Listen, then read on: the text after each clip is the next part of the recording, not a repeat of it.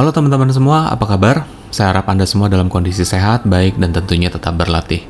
Di video hari ini saya mau mendemonstrasikan sebuah pendekatan membangun visual alignment yang sistematik banget. Namun bagaimana pendekatan ini bisa ngebantu kita luar biasa dalam mencapai run out atau menghabiskan bola dengan lebih konsisten. Seperti yang teman-teman bisa lihat dalam example saya kali ini, setiap pukulan yang hendak saya eksekusi itu diawali dengan sebuah ritual tambahan yang dimana saya menempatkan stick pada jalur trajektori bola putih ke titik impact target ball yang dilinear dengan target lubang. Kelihatannya sederhana dan kayak pemula banget ya, dan apakah ini adalah pendekatan aiming system? Bukan teman-teman. Ritual yang saya terus lakukan di dalam sesi ini adalah sebuah langkah yang saya lakukan untuk memastikan bahwa positioning badan dan stance saya nantinya akan berada dalam posisi optimal dan konsisten untuk melakukan final swing. Nah, yuk kita pause sebentar demo sessionnya, dan saya akan breakdown sedikit stepnya supaya teman-teman dapat gambaran yang lebih jelas. Pertama, saya akan memastikan dengan jalur imajiner yang telah saya buat melalui placement stick sebelum memukul, yang sudah jelasin sebelumnya, posisi pilar foot saya akan berada tegak lurus ke bawah dengan jalur posisi stick berada, dan sisi pinggir dari hip joint saya itu mepet sama posisi grip arm saya. Teman-teman di sini sebelum saya lanjutin langkah berikutnya, perlu saya ingatkan sekali lagi bahwa terkait soal acuan posisi grip pada stick serta area hip joint mana yang harus mepet sama butt dari stick, patokan saya belum tentu 100% bisa dicontek sama persis oleh teman-teman. Ingat di sesi video awal fundamental saya sering katakan bahwa stance dan top form foundation adalah hal-hal yang cenderung fleksibel tergantung geometri badan si pemain itu sendiri. Jadi detail soal area ini nanti kita bahas lagi di penghujung video ini ya. Tapi intinya dalam part awal ini yang saya lakukan namanya adalah membentuk acuan transisi.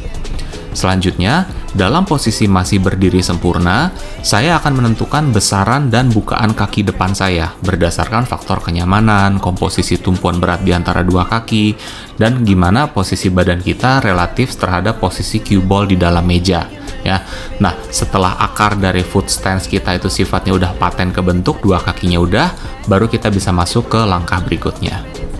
Langkah berikutnya dalam visual alignment systematic approach ini, setelah selesai membentuk garis bidik imajinasi dengan stick, terus kita ada posisi in stance kedua kaki kita yang linear, barulah kita akan melakukan gerakan menunduk atau spine realignment untuk membentuk rangka dari stroke ayunan kita. Nah, satu note penting lagi teman-teman dalam versi pendekatan yang saya lakukan di sini adalah bentuk positioning kaki yang kita sudah buat itu tidak boleh bergeser sama sekali. Ingat teman-teman, kedua kaki harus paten dulu posisinya dan bukaannya, baru kita boleh melakukan gerakan menunduk dalam posisi kaki udah nggak boleh bergeser lagi. Kenapa? Gini, banyak dari kita suka cenderung autopilot, bergerak secara simultan. Kita nunduk sambil kaki langsung maju ke depan atau ke samping. Ya, nunduk sambil kaki maju itu secara berbarengan, ngebentuk stance dan nunduk itu simultan. Untuk teman-teman pemula yang fondasinya masih cenderung belum stabil, gerakan seperti ini itu cenderung berbahaya menurut saya teman-teman, dan nanti saya akan jelasin. Pendekatan ini punya satu tujuan terhadap fondasi kita, yaitu adalah supaya setiap mikrokomponen dalam fondasi kita, mulai dari bentuk bridge arm, bentuk swing arm, bentuk shoulder twist, sudut elbow ke visual center, sampai jarak bridge dan grip itu sebisa mungkin 90% sama dan konsisten dalam setiap pukulan yang kita ambil. Nah, itulah konsistensi yang kita kejar. Nah, kalau pendekatan ini semua udah, sisanya terkait masalah pre-stroke, fokus mata, final swing, nah itu adalah sisanya hal-hal yang seperti biasa yang kita lakukan atau yang sudah saya share di channel ini. Nah, balik sambil saya tunjukin demo sesi run out-nya, secara keseluruhan kelihatannya lamban dan kaku banget ya rutin step-nya. Ya, emang sih. Tapi itu hasilnya juga nggak akan bohong teman-teman. Proses ini boleh Anda coba masukkan ke dalam ritual keseluruhan Anda masing-masing sebagai pembentuk habit dan memori program untuk fondasi Anda dalam melakukan pukulan secara lebih stabil. Hingga pada akhirnya hal-hal yang kita lakukan secara sistematis dan kaku berubah menjadi sesuatu yang natural dan effortless karena sudah terbiasa. Nah, sekalian menutup ke konklusi, akan ada beberapa penekanan yang saya mau share juga soal pendekatan ini ke teman-teman. Dalam berbagai kesempatan, saya sudah sering menekankan bahwa hingga hari ini, saya tidak menggunakan aiming system apapun, termasuk dalam demo sesi di video ini. Sumber-sumber pukulan yang miss itu lebih sering akan datang dari faktor error pada stroke alias swing arm kita, maupun eksekusi visual alignment yang tidak tepat. Yang artinya secara sederhana, apa yang dibidik oleh mata kita itu belum tentu sejajar dengan apa yang dibidik oleh ujung tip pada stick kita. Adapun kalau kita bicara komponen mata dan korelasinya dengan visual alignment, tentunya ada juga tambahan-tambahan topik mendalam yang bisa mempertajam subjek ini. Contohnya adalah seperti menemukan visual center dan mata dominan dalam diri kita sendiri yang masing-masing adalah unik. Hal ini juga tentunya saya nggak akan bahas kali ini di video ini. Tapi ada fenomena yang saya mau share sama teman-teman dalam pendekatan visual alignment, dan fenomena ini sering cukup banyak terjadi, yaitu adalah parallax. Parallax itu sederhananya gini teman-teman. Kita tahu kalau mengandalkan metode ghost ball atau aiming system apapun lah sebenarnya, zona area impact pada target ball yang kita sasar itu sebenarnya bisa saja berubah dalam perspektif mata kita berdasarkan posisi sudut pandang yang berbeda-beda.